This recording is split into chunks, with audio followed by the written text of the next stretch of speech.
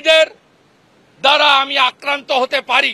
আজকে মমতা ব্যানার্জি কার্যত এই থ্রেট আজকে উনি থ্রেট করেছেন।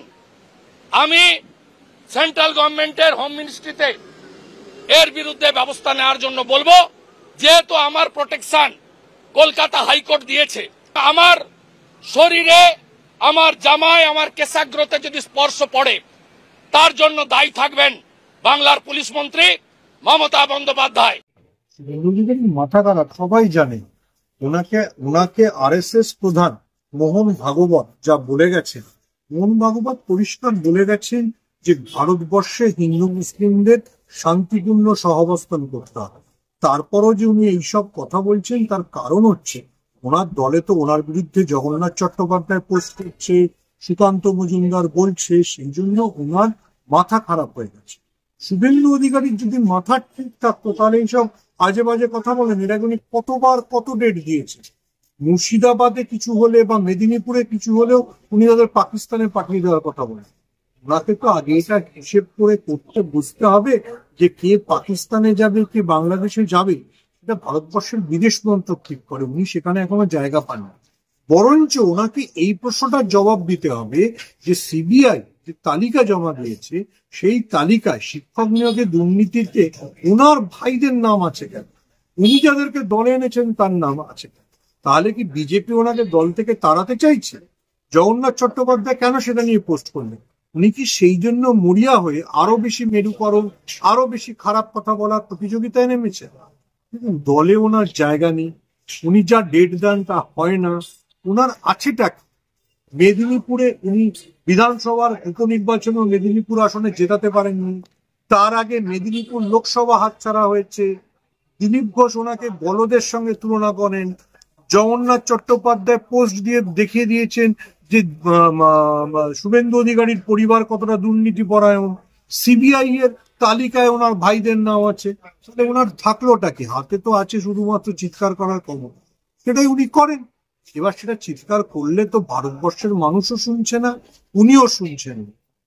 সমস্যা হচ্ছে যে জঙ্গিদের ধরার দায়িত্ব স্বরাষ্ট্রমন্ত্রী অমিত শাহ। উনি অমিত শাহকে গিয়ে বলুন। একথা কলকাতায় বসে বলছেন কেন? উনি বাজারটা কলকাতায় বসে গরম করছেন কেন? অমিত শাহকে গিয়ে বলুন যে এরা এরা জঙ্গি, এই তালিকা আমি পেয়েছি, এদেরকে অ্যারেস্ট করুন। অমিত শাহ তো কিছু করছেন না। মমতা বন্দ্যোপাধ্যায় তো বলেছেন আমি নরেন্দ্র মোদীকে চিঠি লিখবো। তো নরেন্দ্র মোদীর তো তাহলে পরের দিন নিজের দলের শুভেন্দু অধিকারীর সমর্থনে দাঁড়ানোর কথা ছিল, কেন দাঁড়ালেন না? আমি আবারও বলছি, নিজের দলে ওনার কোনো গুরুত্ব নেই। আর দ্বিতীয় কথা হচ্ছে যে স্বয়ং আরএসএস প্রধান মোহন ভাগবত বলে গেছেন যে হিন্দু মুসলিমদের শান্তিপূর্ণ সহাবস্থান দরকার, তাহলেই একমাত্র ভারতবর্ষে হতে পারে।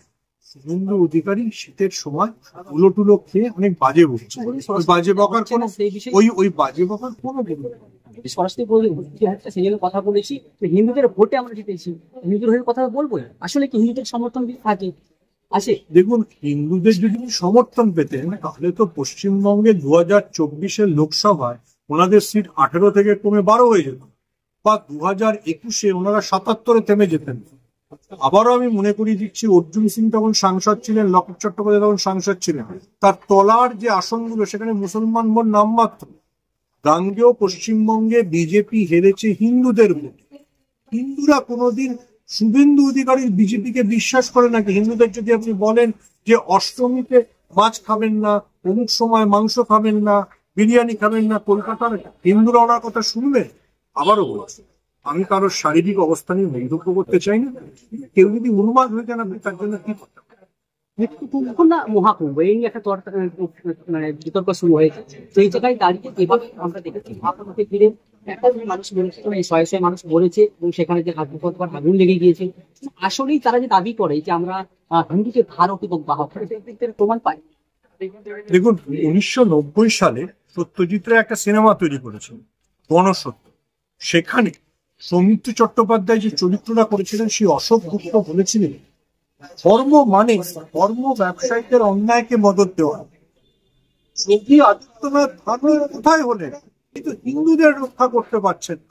যে হিন্দুরা, আবারও রিপিট করছি, যে হিন্দুরা হিন্দুদের জন্য পুণ্য করতে প্রয়াগে যাচ্ছিল, তারা যদি ট্রেনে ওঠার সময় পদপিষ্ট হয়ে মারা যায় তাহলে দায়িত্ব কার? হিন্দুদের ক্ষতি কে করছে? আমি আবারও বলছি, যোগী আদিত্যনাথের মতো নেতা যতদিন থাকবেন ততদিন হিন্দুরা খতরে মেয়ে।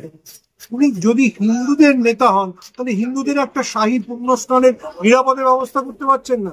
আজ লোকে পায়ে চেপে মারা যাচ্ছে, কাল বেলুনে আগুন লাগছে, পরশুদিন ট্রেনে স্টেশনে লোকে স্ট্যাম্পেড হচ্ছে। এটা কি হিন্দুদের জন্য ভাবা নাই?